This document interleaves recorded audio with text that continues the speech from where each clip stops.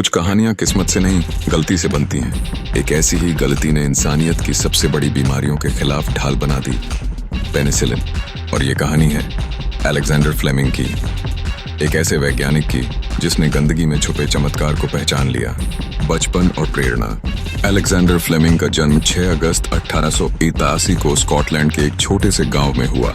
गरीब परिवार, सीमित संसाधन, लेकिन दिमाग तेज और मन में कुछ अलग करने की चाह। बचपन में ही वो खेतों में काम करता था, लेकिन जब एक डॉक्टर ने उसके बीमार भाई की जान बचाई, उसी दिन उसने ठान लिया, मुझे भी लोगों की जान बचानी है। शुरुआती संघर्ष और पढ़ाई। फ्लेमिंग ने लंदन में मेडिकल की पढ़ाई की। वो एक अलग तरह का छात्र था। थ्योरी से ज्यादा उसका ध्यान माइक्रोस्कोप और प्रयोगशाला में होता।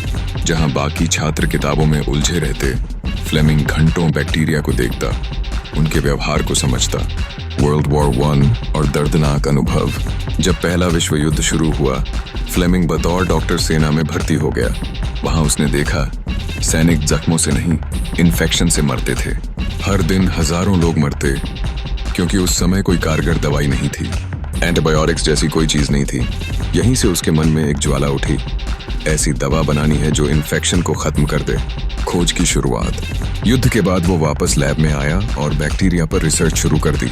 फ्लेमिंग को पता था कि कई फफूंद, फंजाई, बैक्टीरिया को रोक सकती हैं। 1968 की एक सुबह फ्लेमिंग ने अपने प्रयोगशाला की स्लाइड्स देखी। कुछ पेट्री डिशेस पर बैक्टीरिया उगाया गया था। चमत्कारिक खोज। लेकिन एक स्लाइड में कुछ अजीब था। उस पर एक फफूंद, मोल्ड, उगाई थी और उसके आसपास के बैक्टीरिया मर गए थे। फ्लेमिंग हैरान था, क्या ये फफूंद कोई बैक्टीरिया को मारने वाला तत्व बना रही है? उसने इस फफूंद को ध्यान से देखा। उसका नाम था पेनिसिलियम नोटाटम, और जो तत्व ये बना रही थी वही था दुनिया की पहली एंटीबायोटिक, पेनिसिलिन। शुरुआती अविश्वास, लेकिन जब फ्लेमिंग ने ये खोज पब्लिश की, किसी ने उसे गंभीरता से नहीं लिया। लोग बोले, ये फफूंद का गंदा खेल है, कोई दवा नहीं। लेकिन फ्लेमिंग हार मानने वालों में से नहीं था। 10 साल की लंबी चुप्पी। 10 साल तक किसी ने इस पर रिसर्च नहीं की। फ्लेमिंग अकेला था, लेकिन उसने अपने शोध को संभाल कर रखा। फिर 1919 में 2 वैज्ञानिकों, हार्वर्ड फ्लोरी और अर्नस्ट चेन, को फ्लेमिंग का शोध मिला।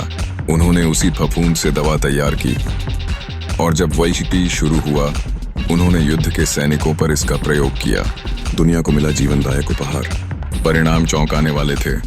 जो जख्म कभी जानलेवा होते थे, वो अब पेनिसिलिन की एक डोज से ठीक हो जाते। हजारों जानें बच गईं।